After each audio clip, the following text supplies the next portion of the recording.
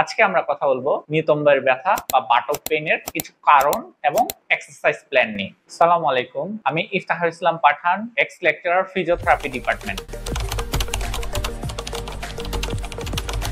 বাটক পেইনের বেশ কিছু কমন কারণ রয়েছে। এক নাম্বার, মাসল স্ট্রেন। বেশিক্ষণ দৌড়ানোর পর বা স্পোর্টস এর পর সাধারণত মাসল ফাইবার গুলোতে মাইক্রো ইনজুরি হয়, এটাই হচ্ছে মাসল স্ট্রেন। দুই নাম্বার, সায়াটিকা। লাম্বার এরিয়া থেকে পা পর্যন্ত সায়াটিক নার্ভ বিস্তৃত। এই নার্ভটা যদি গ্লুটস এরিয়া বা বাটক এরিয়ার কোনো জায়গায় কম্প্রেশন হয় তখনই সায়াটিকাটা হতে পারে। এতে করে ঝিনঝিন, ভারবার বা অবশ অনুভূত হয়। তিন নাম্বার, পিরিফর্মিস সিনড্রোম। বাটক এরিয়াতে একটি ডিপ মাংসপেশি থাকে যার নাম পিরিফর্মিস মাসল। এই মাংসপেশি যখন টাইট হয়ে যায় বা ইনফ্লামেড হয়ে পড়ে তখন তা সায়াটিক নার্ভের উপর কম্প্রেশন তৈরি করে। এটা অনেকটা সায়াটিকার মতোই সিমটমস শো করে, কিন্তু এটা মূলত হয় পিরিফর্মিস মাসলের কারণে। চার নাম্বার, প্রলং সিটিং। যারা দীর্ঘক্ষণ বসে থাকেন তাদের গ্লুটস এরিয়ার মাংসপেশিগুলো উইক হয়ে পড়ে। এতে করে পেলভিক ফ্লোর মাসলগুলোকে সহজে সাপোর্ট দিতে পারে না এবং নিতম্বে ব্যথা হয়। পাঁচ নাম্বার, আর্থ্রাইটিস। হিপ জয়েন্টে, স্যাক্রোইলিয়াক জয়েন্টে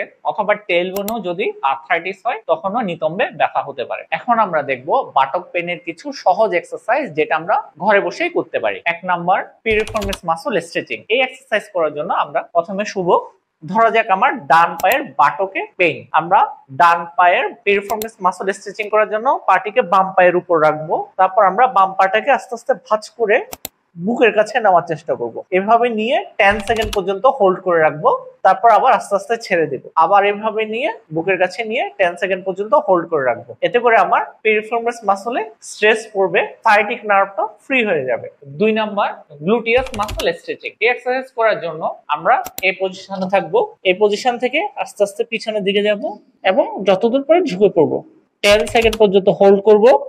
এতে করে আমার গ্লুটিয়াস মাসলে স্ট্রেচিং করবে। তিন নাম্বার, ব্রিজিং এক্সারসাইজ। এটা আমরা গ্লুটিয়াস বা নিতম্বের মাংসপেশি স্ট্রং করার জন্য করব। এভাবে শুয়ে পা দুইটাকে ভাঁজ করে হাত দুইটাকে এভাবে রেখে আস্তে আস্তে কোমরটাকে উপরের দিকে উঠাবো। এভাবে 5 সেকেন্ড পর্যন্ত হোল্ড করে আবার আস্তে আস্তে নামাবো, আবার আস্তে আস্তে উপরে উঠাবো, আবার নামাবো।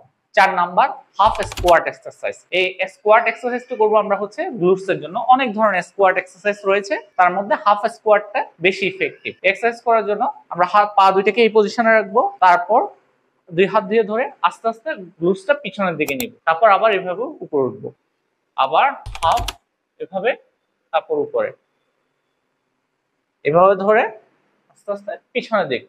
এই যে আমার গ্লুটস এর উপর প্রচুর বডি ওয়েটটা পড়তেছে এবং গ্লুটস স্ট্রেনথেনিং হচ্ছে। পেশেন্ট সাধারণত যে ভুলটা করে, তারা স্কোয়াট করার সময় পাটা সামনের দিকে চলে যায়, নি বেশি বেন্ড হয়ে যায় সামনের দিকে। এতে করে নিয়ের উপর প্রেসার পড়ে, গ্লুটস এর উপর পড়ে না।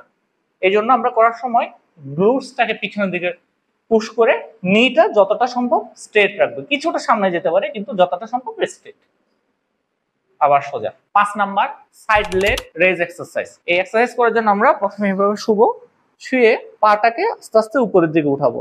এভাবে উঠিয়ে 5 সেকেন্ড পর্যন্ত হোল্ড করব, তারপর আবার আস্তে আস্তে নামাবো। এই এক্সারসাইজটা করব আমরা মূলত আমাদের সাইড গ্লুটিয়াস মিডিয়াস এবং মিনিমাস, এই দুই মাসল এক্সারসাইজ করার জন্য।